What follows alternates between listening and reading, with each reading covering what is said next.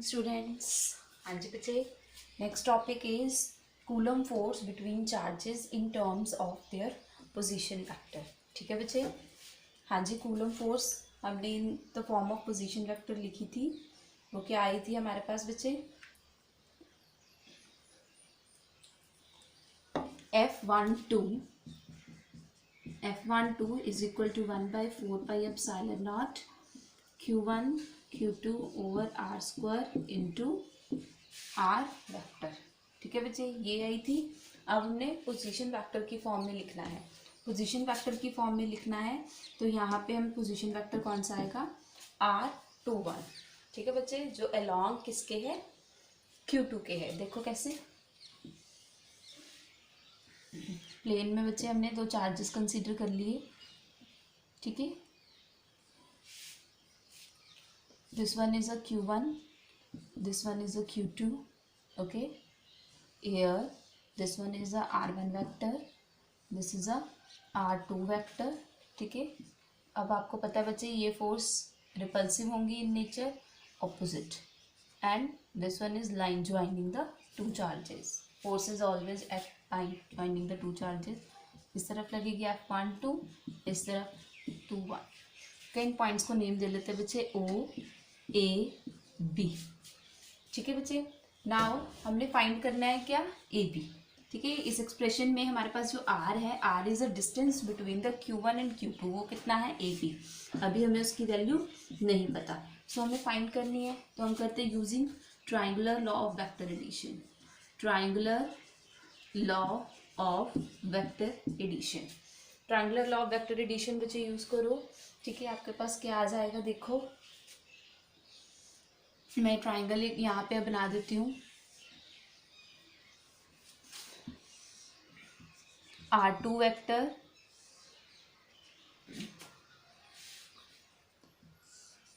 AB and third one R1. ठीक है बच्चे, रिजल्टेंट यहाँ पे देखो नेम दे दिया मैंने इसको, कितना, OB plus AB vector is equal to, किसके इक्वल आ जाएगा, OA के. तो हमने AB की वैल्यू निकालनी है. AB की वैल्यू यहाँ से हमारे पास कितनी आ गई, OA minus OB, OA minus OB. तो AB की वैल्यू बच्चे हमारे पास कितनी आ गई, OA कितना है हमारे पास, R1. Okay, R1 minus R2 vector. Now put this value in first equation. ठीक है बच्चे, कर दो रब. हाँ जी, ये इक्वेशन में पुट करेंगे वैल्यू. हमारे पास ए बी की कितनी वैल्यू आई है, F12 is equal to 1/4 pi epsilon not Q1 Q2 over R1 minus R2 square into R21 unit vector. Now put the value of the unit vector here. The unit vector R21. ठीक है, this is a distance between 1 to 2. ठीक है, 1 to 2. ठीक है, या फिर 1 from 2, 2 from 1. कितना आ जाएगा हमारे पास, यूनिट वेक्टर क्या आता है बच्चे, यूनिट वेक्टर क्या आ जाएगा यहाँ पे, वेक्टर इटसेल्फ एंड नीचे क्या आएगा, इट्स मैग्नीट्यूड. ठीक है, कितना आ जाएगा, R1 माइनस R2. ओके बच्चे, now the put the value here. ये साइड में लिख देती हूँ मैं यूनिट वेक्टर की वैल्यू आपको, R1 minus R2 over R1 minus R2 magnitude. Okay, now put the value here. कितना आ जाएगा, F12 is equal to 1/4 pi epsilon naught Q1 Q2 over R1 minus R2 into unit vector की value बच्चे कितनी आ जाएगी, R1 vector minus R2 vector over R1 vector minus R2 vector. Okay बच्चे, तो देखो हमारे पास एक्सप्रेशन कितना आ जाएगा,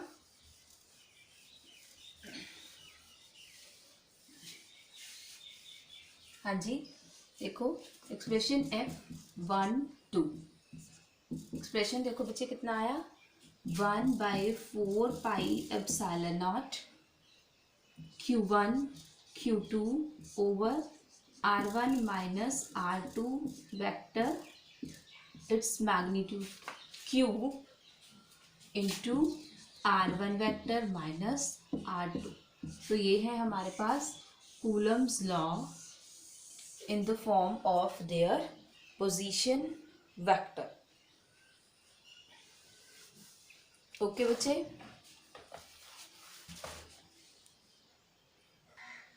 हाँ जी, नेक्स्ट टॉपिक है बच्चे हमारा, यहाँ पे जो इलेक्ट्रिक चार्जेस हैं बच्चे वो ख़त्म हो गए हैं, इसके न्यूमेरिकल भी हमने कर लिए थे, ठीक है।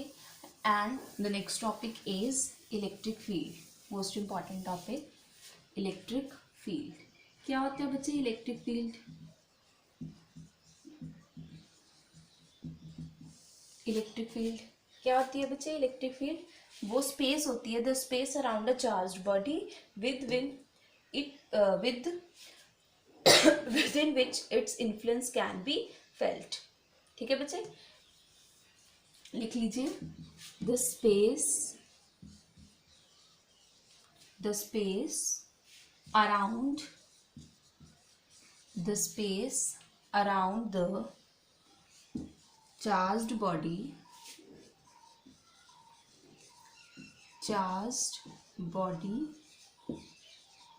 within which its influence can be felt।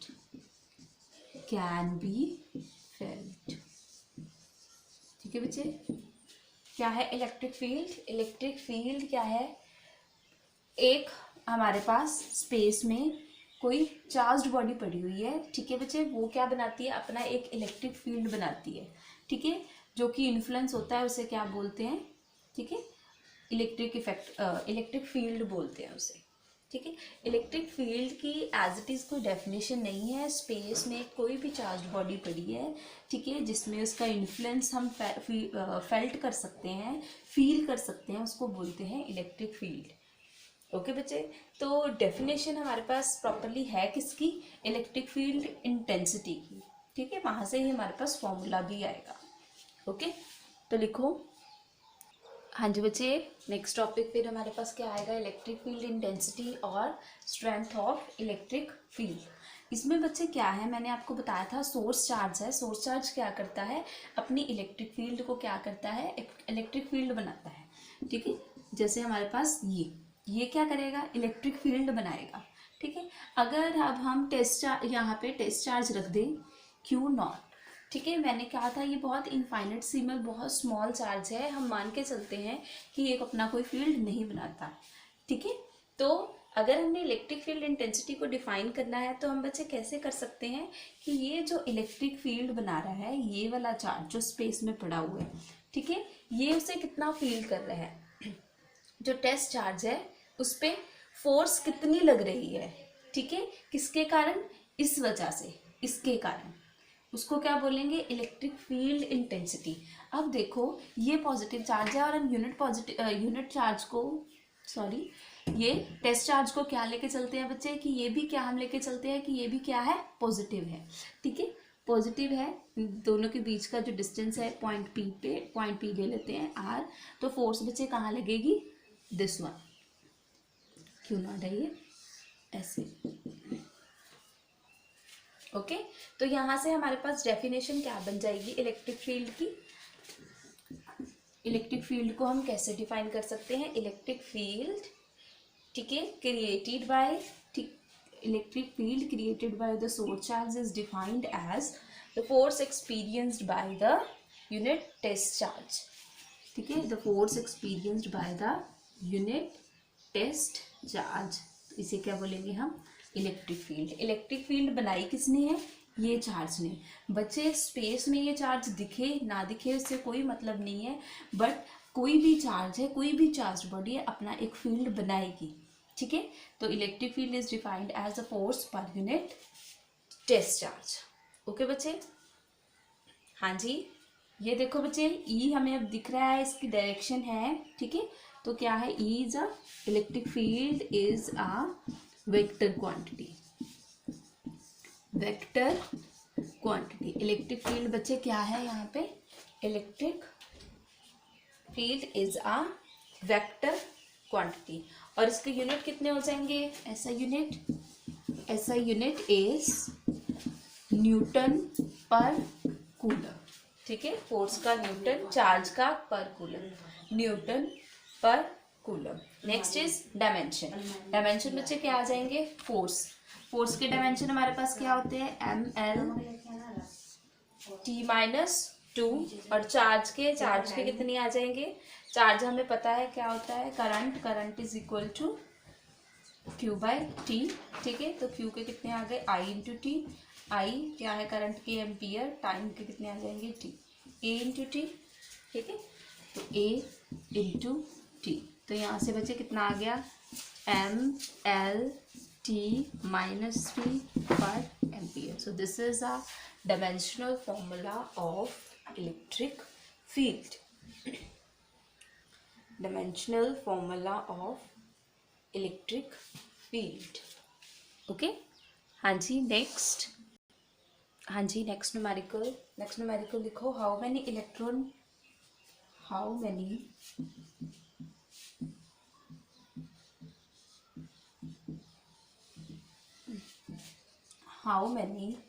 Electron should be removed from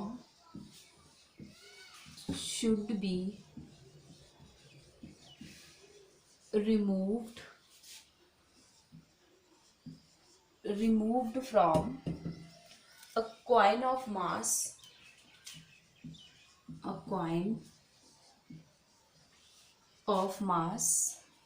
1.6 gram, so that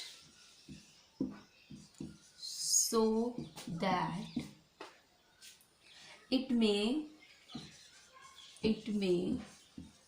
just float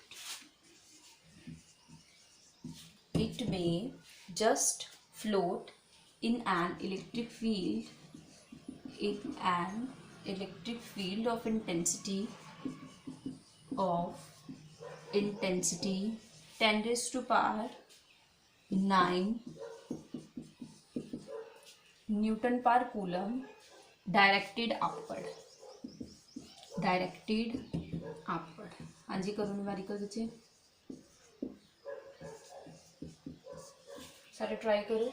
हाँ जी, क्या क्या दिया हुआ है यहाँ पे देखो, गिवन क्या है, मास इज इक्वल टू 1.6 ग्राम। ठीक है, और क्या दिया है हमें, इलेक्ट्रिक फील्ड इंटेंसिटी दी हुई है, दैट इज 10⁹. अब इसे सॉल्व कैसे करना है, how many electron should be removed from a coin of mass 1.6 gram so that it may just float in a electric field intensity 10⁹ Newton पर coulomb directed upward. That means क्या, हमारे पास एक क्या है बच्चे, कॉइन है। ठीक है, इलेक्ट्रिक फील्ड डायरेक्टेड क्या है, देखो अपवर्ड। इलेक्ट्रिक फील्ड की डायरेक्शन हम क्या लेंगे, अपवर्ड ले लेंगे। Okay, electric field upward. तो इलेक्ट्रिक फील्ड का बच्चे मैंने आपको बताया था कि इलेक्ट्रिक फील्ड का फॉर्मूला क्या है हमारे पास, फोर्स। ठीक है, तो दैट मीन्स क्या आ जाएगा यहाँ पे हमारे पास, मतलब ऊपर वाली साइड क्या है, QE। ठीक है, फोर्स कितनी ऊपर वाली साइड, Q/E। और नीचे साइड बच्चे क्या आ जाएगा हमारे पास, वर्टिकली डाउनवर्ड क्या होता है हमारे पास, weight, mass into gravity. Okay बच्चे, तो देखो क्या आ जाएंगे, ये दोनों क्या है, इक्विलिब्रियम में, तो ये दोनों इक्वल करो इसे, QE is equal to mg। अब हमने फाइंड करना है how many electrons, that means electron find करने हैं। तो बट यहाँ पे तो हमारे पास इनका कोई फॉर्मूला नहीं दिख रहा, बट यहाँ से हमने पढ़ा था ना बच्चे, याद है आपको, क्वांटाइजेशन ऑफ चार्ज। ठीक है, तो Q का बच्चे वो फॉर्मूला लगा सकते हैं हम। ठीक है, NE ±NE। ठीक है, NE into electric field is equal to mass into gravity. Mass into gravity. हाँ जी, यहाँ पे हमें जो मास है बच्चे वो ग्राम में दिया हुआ है, किलोग्राम में चेंज कर लेंगे। 10⁻⁴ कितना आ जाएगा? -3 किलोग्राम। ओके, और वैल्यू पुट करते हैं बच्चे, कितना आ जाएगा? N is equal to mg/E into E. Mass की वैल्यू बच्चे हमारे पास कितनी है? 1.6 इंटू 10⁻³ इंटू ग्रेविटी 9.8 ओवर कितना आएगा? ई। ई हमारे पास इलेक्ट्रॉनिक चार्ज बचे 1.6 into 10⁻⁹ into electric field intensity हमें दी हुई है 10⁹9। ओके, सॉल्व करोगे इसको, कितना आएगा?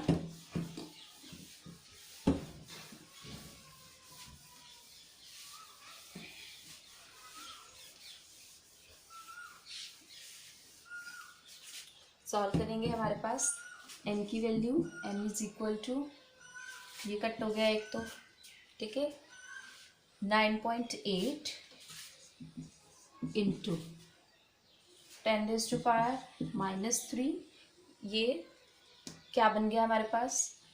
बेस सेम पावर ऐड +9, मतलब कि ये बन गया हमारे पास -10। ठीक है, -10 ऊपर जाके +10। और तो नहीं कुछ रहा? हाँ जी, तो हमारे पास n is equal to 9.8 into 10⁻⁴ कितना आ गया? 7।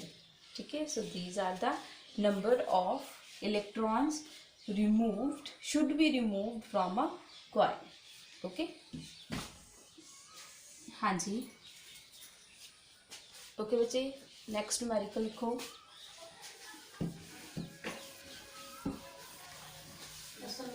हाँ जी, नेक्स्ट न्यूमेरिकल हमारे पास है a simple pendulum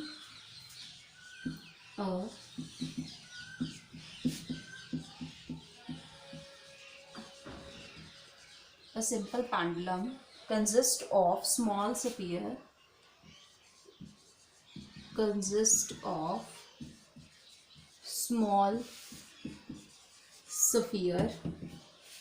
of mass m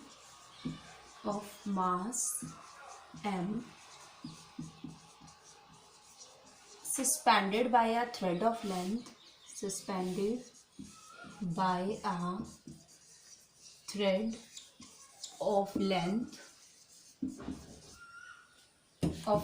L. The sphere carries a positive charge. A sphere carries a positive charge. The position is placed in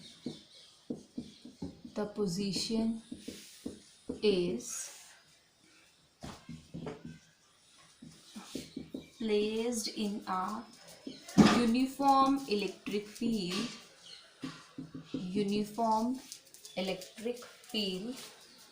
of strength E directed vertically downward.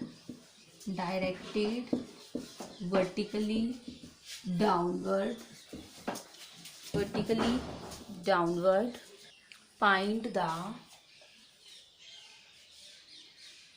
period of oscillation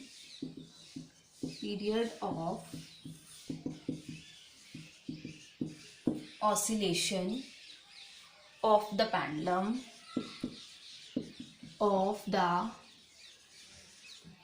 pendulum due to electrostatic force acting on the sphere,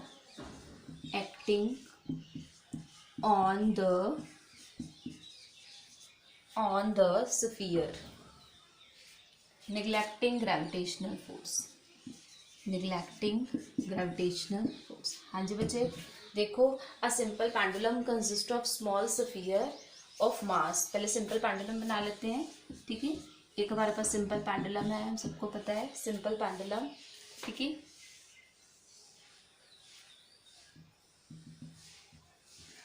Yes, simple pendulum consists of small sphere of mass m, इसका मास m है, suspended by a thread of length l, ठीक है, इसके thread की length कितनी है l, and the sphere carries the positive charge, इस sphere पे क्या है, पॉजिटिव चार्ज है, ओके, पॉजिटिव चार्ज, क्योंकि हमें पता है charge always come with mass, okay बच्चे। तो हमारे पास क्या आ जाएगा यहाँ पे, हमें पता है this angle makes theta, simple pendulum वाला +1 में सबको पता है, सबने किया है, ठीक है। The position placed in a uniform electric field, a electric field of strength E directed vertically downward, यहाँ पे मैं डाउनवर्ड लिखना भूल गई, vertically downward, find the period of oscillation of the pendulum due to the electrostatic force. अब देखो बच्चे, इसकी वजह से ये क्या है, सबसे पहले एंगल क्या है यहाँ पे, थीटा, ठीक है, तो ये एंगल भी कितना आ जाएगा यहाँ पे, पहले इसका मास देखो वर्टिकली डाउनवर्ड बच्चे, कितना आ जाएगा यहाँ पे, यहाँ पे चार्ज की बात कर रहे हैं बच्चे, इलेक्ट्रोस्टैटिक फोर्स की वजह से बताना है हमें, इलेक्ट्रोस्टैटिक फोर्स की वजह से यहाँ पे क्या आएगी, फोर्स कितनी आ जाएगी इलेक्ट्रोस्टैटिक, कितनी, क्यू ई, ये चार्ज है, ठीक है बच्चे, फोर्स कितनी आ जाएगी, क्यू ई, ओके। तो this one makes angle theta, okay, तो ये वाला एंगल कितना हो गया, क्यू ई कॉस थीटा, और ये वाला एंगल कितना हो गया हमारे पास, Q E sine theta, okay बच्चे, Q E sine theta, and this one is a resultant. हाँ जी, तो फोर्स देखो हमारे पास, रिस्टोरिंग फोर्स किसके इक्वल आ गई यहाँ पे, this one,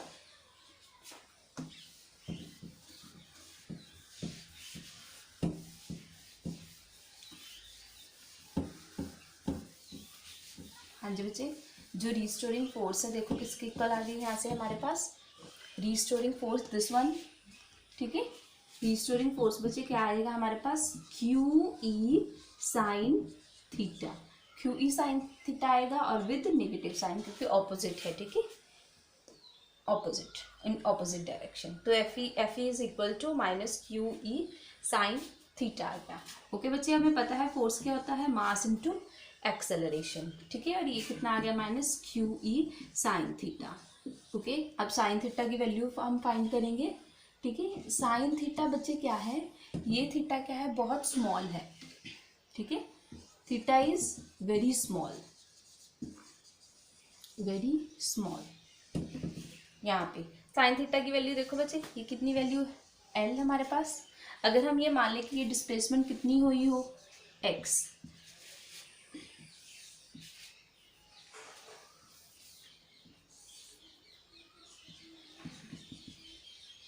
this is the angle theta, अगर हम ये मान लें कि ये डिस्प्लेसमेंट हुई है बच्चे कितनी, एक्स, ठीक है, और ये कितना है हमारे पास एल, तो हमारे पास थीटा क्या हो जाता है, आर्क अपॉन रेडियस, थीटा किसके इक्वल आ जाएगा, आर्क अपॉन रेडियस, तो थीटा की वैल्यू यहाँ से कितनी आ गई, sine theta is nearly about theta, और थीटा की वैल्यू कितनी आ गई, X by L, value put करेंगे, M A is equal to minus Q E X by L, okay बच्चे। हाँ जी, नेक्स्ट देखो, अब हमने निकालना क्या है यहाँ पे, टाइम पीरियड निकालना है ऑसिलेशन का। टाइम पीरियड निकालने के लिए हमें क्या चाहिए होगा बच्चे, एंगुलर फ्रिक्वेंसी, क्योंकि हमें पता है कि जो टाइम पीरियड है, टाइम पीरियड की वैल्यू कितनी होती है हमारे पास, 2π/ओमेगा। सो एंगुलर फ्रिक्वेंसी निकालने के लिए हमें क्या चाहिए होगी, डिफरेंशियल इक्वेशन, ओके, क्या चाहिए अब हमें, डिफरेंशियल इक्वेशन, यहाँ से डिफरेंशियल इक्वेशन बन जाएगी, हाँ कि बन जाएगी बिल्कुल, एम ए है, कितना आ जाएगा, डी स्क्वायर, ठीक है बच्चे, कितना आ जाएगा, D T square is equal to minus Q E X by L, और D T square is equal to minus Q E by M L into X. अगर आपको याद हो तो ये किसके इक्वल होता था हमारे पास, डी स्क्वायर, डबल डेरिवेटिव किसके इक्वल बचे, ओमेगा स्क्वायर एक्स के, ठीक है, और साथ में क्या होता था, माइनस साइन, सबको याद होगा, अभी पढ़ा था हमने ऑसिलेशन में। तो यहाँ से ओमेगा कंपेयर करेंगे दोनों को, ओमेगा की वैल्यू देखो बच्चे कितनी आ गई, omega square is equal to Q E, minus के साथ माइनस तो कट गया, एम एल, और ओमेगा की वैल्यू कितनी आ गई यहाँ से, under root Q E by M L. Okay, now put the expression of time period, कितना 2 pi over under root Q E over M L. तो हमारे पास जो टाइम पीरियड है बच्चे, टाइम पीरियड की वैल्यू कितनी आ गई यहाँ पे, t is equal to 2 pi under root M L over Q E. So this is the time period. Okay बच्चे, नेक्स्ट वन. हाँ जी, नेक्स्ट बच्चे electric field due to point charge, जो अभी हमने डेफिनेशन से किया था कि कोई हमारे पास अगर यहाँ पे पॉजिटिव क्यू चार्ज हो, यहाँ पे हम कोई पी पॉइंट मान लें, ठीक है, जिस पे हमारे पास जो टेस्ट चार्ज है वो प्लेस है, ठीक है, इसमें जो डिस्टेंस है बच्चे वो कितना ले लिया हमने, आर. ओके, आर वेक्टर यहाँ पे. तो हमारे पास जो फोर्स है बच्चे क्या लगेगी, अवे, दिस साइड. ओके बच्चे, फोर्स क्या लगेगी, अवे लगेगी. ओके, तो हमारे पास जो फोर्स है इलेक्ट्रोस्टैटिक फोर्स, वो क्या आ जाएगी, electrostatic force 1/4 pi epsilon not Q1. Q1 यहाँ पे कितना है, Q, capital Q not over कितना आएगा बच्चे, आर स्क्वायर, ठीक है, इंटू यूनिट वेक्टर. ठीक है, यूनिट वेक्टर कितना आ जाएगा, आर कैप. इसके लिए जो यूनिट वेक्टर है वो कितना आ जाएगा, सिंपल आर कैप. तो इलेक्ट्रिक फील्ड की डेफिनेशन हमारे पास कितनी क्या थी, electric field is equal to field experienced by a test per unit test charge. ठीक है, क्यू नॉट. तो वैल्यू पुट करेंगे फोर्स की, कितनी आ जाएगी, 1/4 pi epsilon naught Q naught by R square into R cap over Q. तो Q naught के साथ क्यू नॉट की वैल्यू कट हो गई. तो हमारे पास जो इलेक्ट्रिक फील्ड है बच्चे, इलेक्ट्रिक फील्ड की वैल्यू कितनी आई है, 1/4 pi epsilon naught Q over R square into, ये याद रखना है सब बच्चों ने, इलेक्ट्रिक फील्ड की वैल्यू कितनी आ गई, 1/4 pi epsilon naught Q over R square into R vector. अगर मैग्नीट्यूड फॉर्म में मतलब स्केलर फॉर्म में लिखना हो तो हमारे पास क्या आ जाएगा, E is equal to 1/4 pi epsilon naught Q by R square. Unit vector की वैल्यू कितनी हो जाती है बच्चे, 1. ओके, तो यहाँ से हमें क्या दिखाई दे रहा है कि जो इलेक्ट्रिक फील्ड है that is inversely proportional to R square. इसका मतलब क्या है कि जो इलेक्ट्रिक फील्ड है वो फॉलो कर रहा है बच्चे किसे, इन्वर्स स्क्वायर लॉ को. जैसे ग्रेविटेशनल फोर्स करती थी, इलेक्ट्रोस्टैटिक फोर्स करती थी, ठीक है, ऐसे इलेक्ट्रिक फील्ड भी बच्चे क्या कर रहा है, इन्वर्स स्क्वायर लॉ को फॉलो कर रहा है. तो इसका ग्राफ कैसा आएगा, ग्राफ E वर्सेस आर या एक्स बच्चे क्या आ जाएगा, तो कैसा आएगा, this one. Okay, this one. Next one लिख लिया सबने.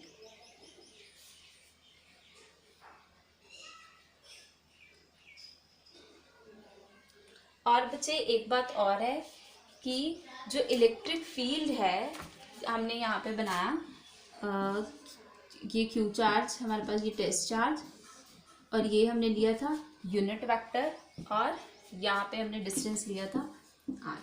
ठीक है, इलेक्ट्रिक फील्ड किस पे डिपेंड नहीं करता, आर वेक्टर पे डिपेंड नहीं करता, डायरेक्शन ऑफ आर वेक्टर पे डिपेंड नहीं करता है. तो जो फील्ड होता है बच्चे क्या होता है, सिमेट्रिक होता है हर तरफ, आर जैसा भी हो. ओके, तो इसको रेडियल फील्ड भी बोला जाता है. ठीक है, इलेक्ट्रिक फील्ड भी बच्चे दो तरह के होते हैं, यूनिफॉर्म और नॉन यूनिफॉर्म. ठीक है, हाँ जी, यूनिफॉर्म देखो बच्चे, uniform electric field, uniform electric field. Uniform electric field का मतलब क्या है बच्चे, ऐसा फील्ड, ठीक है, जहाँ पे वैल्यू क्या हो, सेम हो, इलेक्ट्रिक फील्ड हर जगह पे कैसा हो, एक जैसा हो। ठीक है, चाहे हम इस पॉइंट पे देख लें ए पॉइंट पे, चाहे हम इस पॉइंट पे देख लें ए पॉइंट पे, हमें वैल्यू क्या मिलेगी बच्चे, सेम मिलेगी हर पॉइंट पे इलेक्ट्रिक फील्ड की।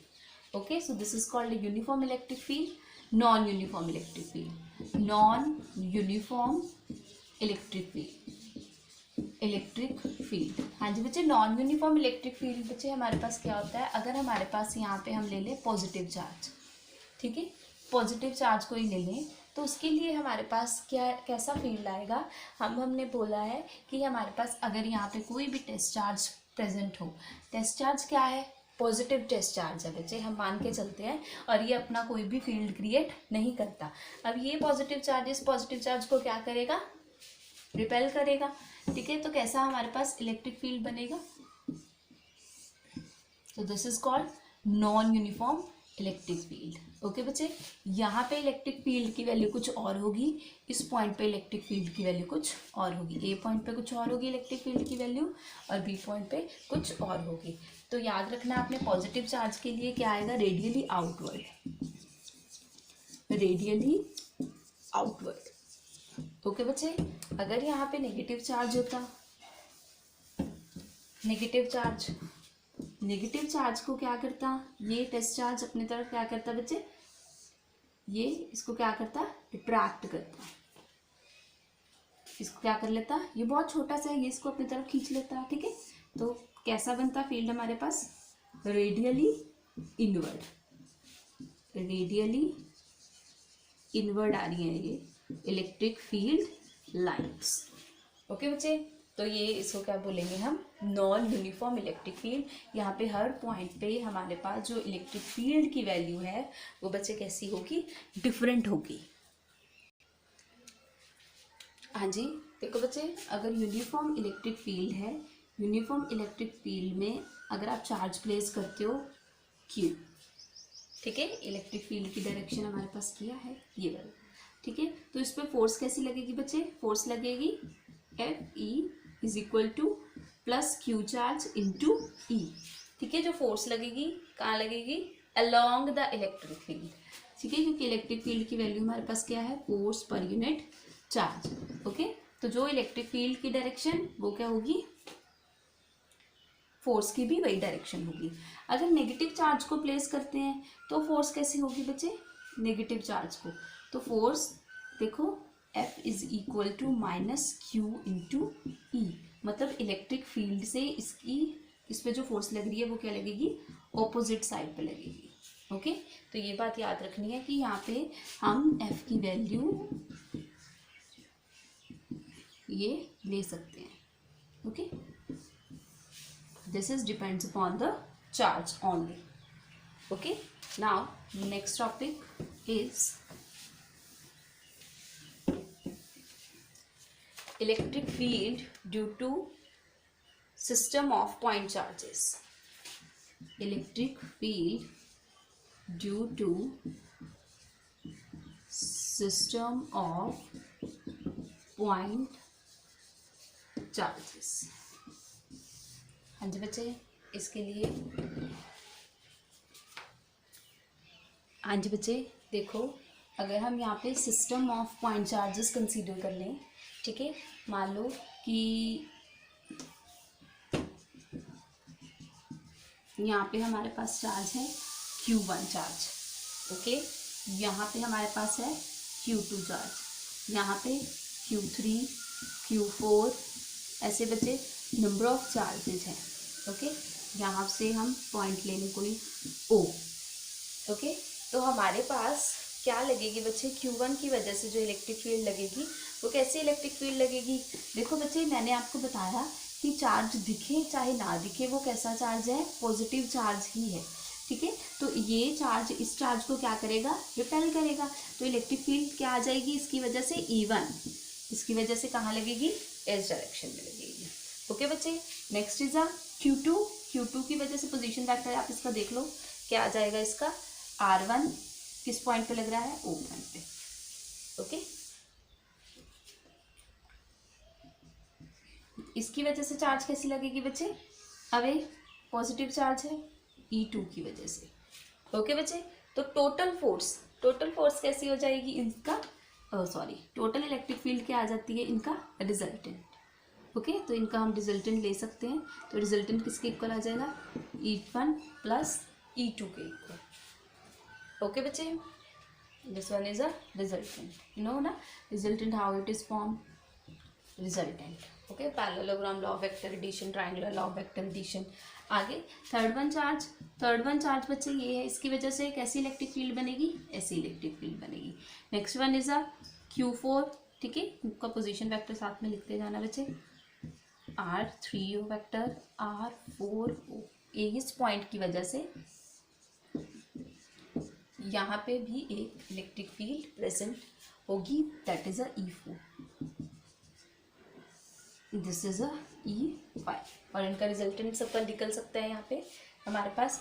इसकी वजह से इसका कितना आ जाएगा, इसको ऐड करते जाओ, कितना आ जाएगा इसका, E1 plus E2 plus E3, आगे बढ़ते जाओगे इसमें ऐड हो जाएगा, आगे बढ़ते जाओगे इसमें रिजल्टेंट ऐड होते जाएंगे। तो टोटल इलेक्ट्रिक फील्ड है हमारे पास वो किसके इक्वल आ गई, electric field first second due to second charge due to third charge up to so on, जितने नंबर ऑफ चार्जेस हैं n, ठीक है, Qn नंबर ऑफ चार्जेस, उसकी वजह से हमारे पास इलेक्ट्रिक फील्ड बन जाएगी। ठीक है, तो इलेक्ट्रिक फील्ड सपोर्ट डायग्राम समझ आ गया। तो इलेक्ट्रिक फील्ड देखो बच्चे, इलेक्ट्रिक फील्ड की वैल्यू हमारे पास कितनी आएगी यहाँ पे, इलेक्ट्रिक फील्ड हमारे पास क्या होता है यहाँ पे